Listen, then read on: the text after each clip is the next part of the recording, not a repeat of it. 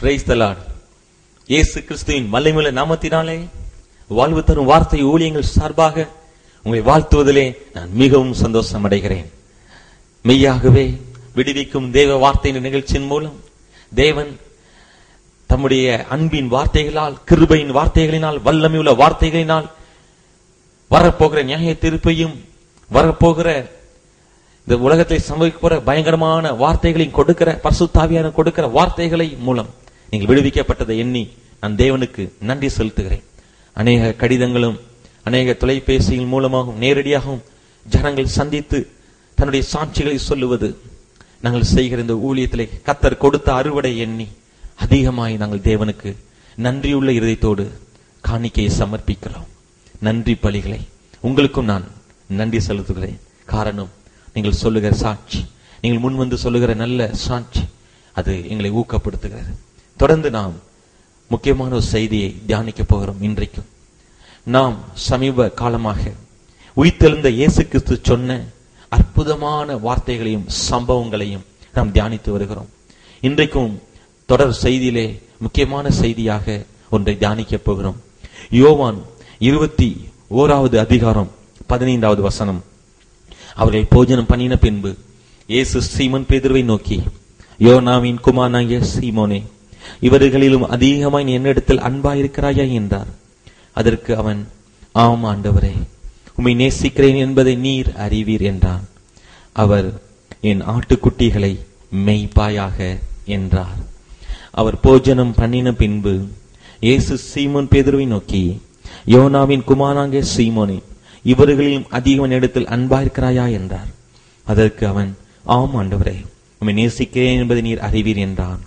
அவர், என் ஆட்டுக்குட்டிகளை மேய்ப்பாயாக. இந்த செய்திக்காய் ஜெபிப்போம். பரிசுத்தமுள்ள பிதாவே, தான் பின்வாங்கியிருந்து மட்டுமில்லாமல் மற்ற சீடர்களையும் அழைத்துக் கொண்டு மீன்பிடிக்க சென்று விட்ட இந்த பேதுருவை ஒரே ஒரு வார்த்தை கூட சொல்லி குற்றப்படுத்தாமல் தன்னை சபித்த, தன்னை மறுதலித்த, தன்னை யாரென்றே தெரியாது சொல்லி சத்தியம் பண்ணின பேதுருவை பார்த்து ஒரு குறையும் ஒரு குற்ற வார்த்தைகளையும் சொல்லாமல் நேச வார்த்தைகளை கேட்ட நேசரே, இன்றைக்கு இந்த நேச கேள்வி அநேக உம்முடைய நேசர்களை தொடட்டும். இயேசுவின் மூலம் பிதாவே, ஆமென். என் அருமையானவர்களே, இந்த பகுதியிலே நான் வாசிக்கும் பொழுதெல்லாம் அதிக உணர்வு, தெய்வீக உணர்வை உடையவனாய் நான் மாறுவேன். காரணம், இன்றைக்கு ஜனங்கள் நம்முடைய இருதயத்தை அவ்வளவாய் புரிந்து கொள்வதில்லை என்பதுதான் ஒவ்வொரு மனிதனும் சொல்லுகிற பெரிய குற்றச்சாட்டு. ஐயோ, என்னை அவர்கள் புரிந்து கொள்வதில்லை, ஐயோ என்னை இவர்கள் புரிந்து கொள்வதில்லை, என்னை அவர்கள் யாரும் என்னை புரிந்து கொள்வதில்லையே என்று சொல்வதுதான் நம்ம எல்லாருடைய குற்றச்சாட்டு.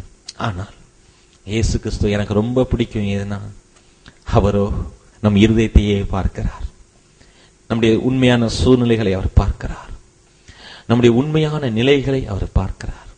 என் அருமையானவர்களே, இன்றைக்கும் உங்களுடைய உண்மையான நிலையை ஆண்டவர் பார்க்கிறார். சீமோன் பேதுரு இயேசு கிறிஸ்துவை மறுதலித்திருந்தான். சீமோன் பேதுரு இயேசு கிறிஸ்துவை சபித்தான்.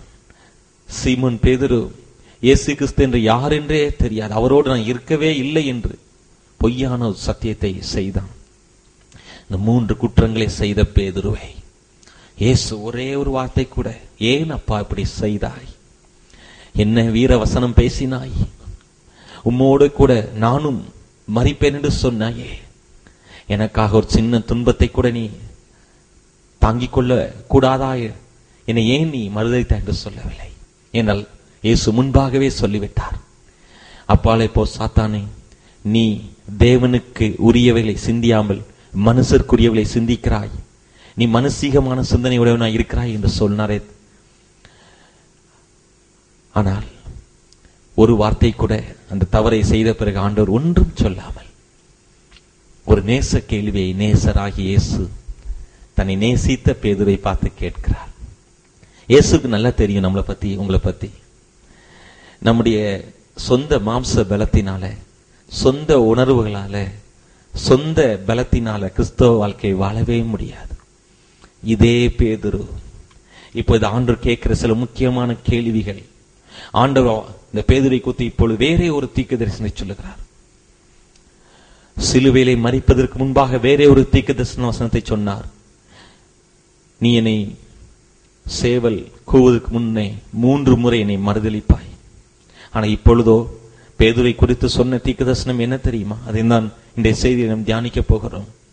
நீ இஷ்டமில்லாத இடத்திற்கு உன்னை, உன் கரங்களை நீ நீட்டுவாய், நீ விரும்பாத இடத்திற்கு உன்னை கூட்டிக் கொண்டு போவார்கள். உன்னுடைய இளம் வயதில் இஷ்டம் போல இருந்தாய், ஆனால் உன் முதிர் வயதிலோ அப்படி அல்ல. என் அருமையானவர்களே, அதுல போடப்பட்டிருக்கிறது சீமோன் பேதுருடைய மரணத்தை குறித்து, அவனுடைய இறுதி நாட்களில் நடக்க போறதை குறித்து இயேசு தீர்க்கதரிசனமாய் சொன்னார். இதற்கு பிற்பாடு நடந்தது என்ன? இயேசு கிறிஸ்து 40வது நாள் இந்த பூமியில் இருந்து பரலோகத்திற்கு ஏறி போய் 50வது நாள் பரிசுத்த ஆவியானவரை பிதாவிடத்தில் கேட்டு நமக்காக அனுப்பினார். இயேசு கிறிஸ்து செய்த அற்புதமான ஊழியங்களில் ஒன்று, அவர் நமக்காய் சிலுவையிலே மரித்தது மாத்திரமல்ல, பரிசுத்த ஆவியானவரை பிதாவிடத்தில் கேட்டு, என் ஜனங்கள் தன் சுய மாம்ச பலத்தினால், மனித பலத்தினால், மனுஷீக அறிவுகளினால், மனுஷீக எண்ணங்களினால் என்னுடைய வாழ்க்கை, உமக்குள்ளான வாழ்க்கை, நமக்குள்ளான வாழ்க்கை, இவள் கிறிஸ்துக்குள்ளான எனக்குள்ளான வாழ்க்கையில் வாழ்ந்துவிட முடியாது. ஆகவே நான் யோவேல் மூலம் சொன்ன அந்த தீர்க்கதரிசன வசனம் இந்த நாட்கள் நிறைவேற வேண்டும் பிதாவே. இந்த ஜனங்கள் பரிசுத்த ஆவியை பெற்றுக்கொண்டு பலன் அடைந்து எருசலேம் தொடங்கி உலகத்தின் கடைசி பரியந்தமும் எனக்கு சாட்சிகளாய் இருக்கும்படி என் ஜனங்களை எழுப்ப வேண்டும் என்று சொல்லி இயேசு பிதாவிடம் ஜெபித்து வேண்டி கேட்டு தம் சித்தத்தின்படி பிதா இந்த பரிசுத்த ஆவி தம்முடைய ஆவியானவரை இந்த பூமிக்கு அனுப்பினார் இயேசு கிறிஸ்துவின் மூலமாக. என் அருமையானவர்களே, அந்த பரிசுத்த ஆவியானவரை பெற்றுக்கொண்ட பேதுரு வேறே ஒரு பேதுருவாய் நாம் அப்போஸ்தலர் நடபடிகளை பார்க்கிறோம். சரி, தொடர்ந்து நாம் யோவான் 21:16 தியானிக்கலாம். 2ஆம் தரம் அவர் அவனை நோக்கி, யோனாவின் குமாரனாகிய சீமோனே, நீ என்னிடத்தில் அன்பாயிருக்கிறாயா என்றார். அதற்கு அவன், ஆம் ஆண்டவரே, உம்மை நேசிக்கிறேன் என்பதை நீர் அறிவீர் என்றான். அவர், என் ஆடுகளை மேய்ப்பாயாக என்றார். முதலாவதாக ஆட்டுக்குட்டிகளை மேய்ப்பாயாக என்று சொன்னார். 2ஆம் தரம் அவனை நோக்கி, யோனாவின் குமாரனாகிய சீமோனே, நீ என்னிடத்தில் அன்பாய் இருக்கிறாயா? இங்க பாருங்க, ஆண்டவர் பேதுரு என்று அவன் பெயரை கேபா என்று அர்த்தம் கொண்ட பேதுரு என்கிற பெயரை ஆண்டவர் மாற்றி இருந்தார். ஏனென்றால் சீமோன் என்றால் தழும்புகிறவன், ஒரு தண்ணீரை போல தழும்பி போகிறவன், ஒரு ஸ்திரமற்ற தன்மையில் இருக்கிறவன். பேதுரு அல்லது கேபா என்றால் கற்பாறையின் துண்டு என்று அர்த்தம். ஒரு பாறையை போல உறுதியான, ஸ்திரமான, சரியான ஒரு கிறிஸ்தவனாய் இவன் இருப்பான் என்று சொல்லிதான் பெயரை மாற்றினார். ஆனா இங்கே தான் வைத்த புதிய பெயரிலே சீமோனிடம் பேசாமல், பேதுருவே அல்லது கேபா என்று சொல்லாமல் யோனாவின் குமாரனாகிய சீமோனே என்று சொல்லுகிறார். ஏனென்றால் இவன் மீண்டும் மீன் பிடிக்கிற பழைய சீமோனாய் மாறிவிட்டார். மனுஷர்களை பிடிக்க வேண்டிய கேபா, மனுஷர்களை பிடிக்க வேண்டிய பேதுரு, இப்ப மீண்டும் மீனை பிடித்த பழைய சீமோன். அதனாலதான் ஆண்டவர் கேட்டார், யோனாவின் குமாரனாகிய சீமோனே என்று, பேதுரு என்று சொல்லவில்லை.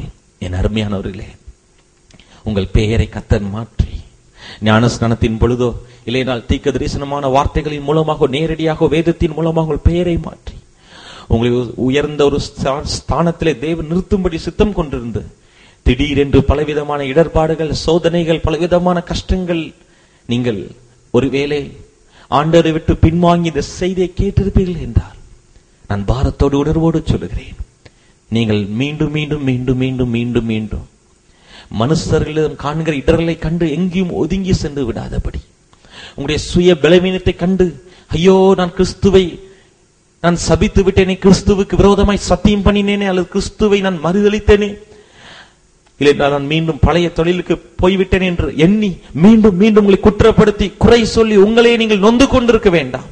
இதோ நேச கேள்விகள் உங்களை நோக்கி வருகிறது.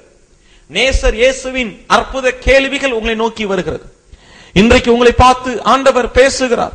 என்ன பேசுகிறார்? யோனாவின் குமாரனாகிய சீமோனே, இந்த இடத்திலே உங்கள் அப்பாவின் பெயரையும் உங்கள் பெயரை நீங்கள் வைத்துக் கொண்டு யோசித்து பாருங்கள். அவர்களை பார்த்து கேட்கிறார், நீங்க என்னிடத்தில் அன்பாய் இருக்கிறாயா? என் அருமையானவர்களே, நீங்கள் பேதுரை போல சொல்லுங்கள், ஆம் ஆண்டவரே, ஆம் ஆண்டவர் என்று சொல்லுங்கள். யூதாஸ் காரியத்து இயேசுவை காட்டிக் கொடுத்தான். அவனுடைய பெயர் கேட்டின் மகன் என்று சொல்லப்பட்டிருக்கிறது. அவன் யாருடைய மகன்?